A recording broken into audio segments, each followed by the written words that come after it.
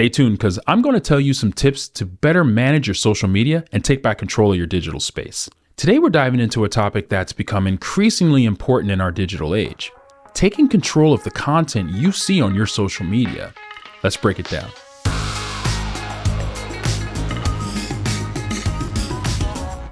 Social media can be overwhelming. There are so many platforms out there. There's Instagram, there's YouTube, Twitter, well, now X, Discord, Facebook, LinkedIn, Snapchat, Threads, TikTok. There's just so many of them are out there.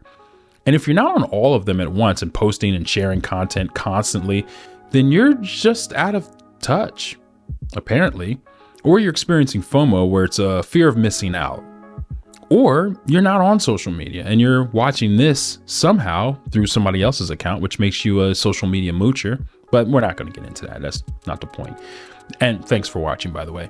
It's not possible to give your attention to every single app every day. That's just not realistic. And why should you?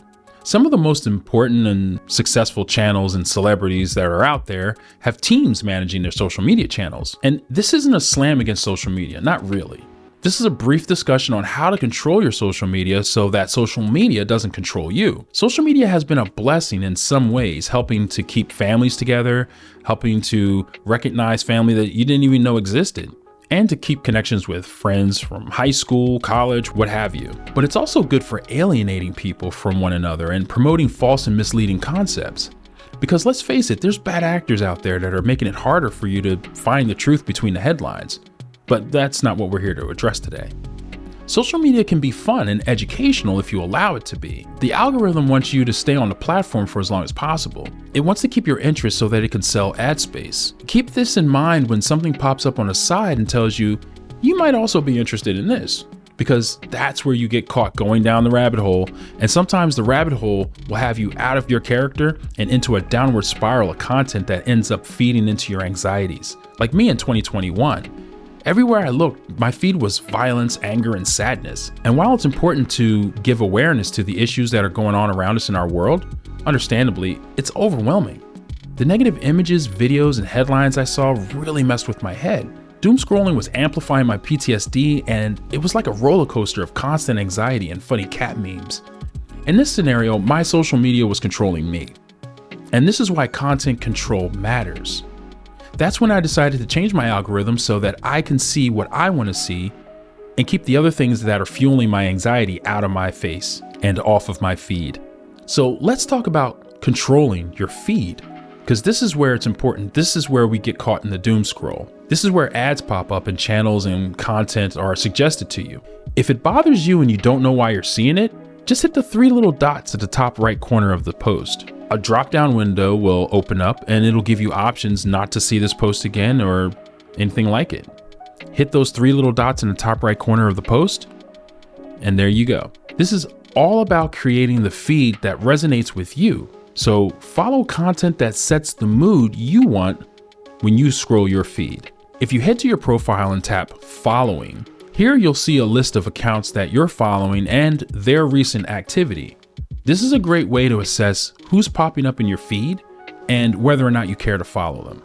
Another step is you can mute or unfollow people. This is easy on Instagram. If you're seeing content that doesn't align with your interests, consider muting or unfollowing accounts.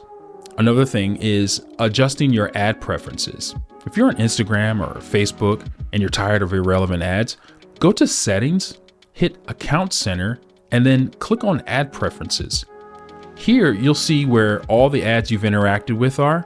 You can make adjustments to see less of certain ads or ads that mean nothing to you. Instagram will show you fewer ads like this that don't resonate with your interests. Say you're on social media, but you really like your privacy. You can turn off likes, you can turn off comments, you can just be for your friends and family, and that's it. Something that's really important that you can do, especially on YouTube, is clear your watch history. For instance, on the YouTube app, go to History and clear your watch history. This is like a reset, a fresh start for all the recommendations that it may send you. You can also adjust your recommendations. Like on YouTube, if you click those three little dots in the top right corner, you can hit Not Interested or Don't Recommend Channel. YouTube gets the message. Over time, your recommendations will become more tailored to your taste. So now that you have a better idea how to get back control of your social media, you can see it's not very hard. You can now go back and enjoy the experience rather than feeling anger and depressed after scrolling what seems to be the dark web. Remember, it's all about curating a space that reflects your interests and makes your digital experience more enjoyable. If you found these tips helpful, give us a thumbs up and subscribe for more content, and hit the notification bell so you can stay updated. On behalf of Greencastle Consulting, your nation's premier strategy execution firm, I'm Al Green, and I'll see you in the next episode.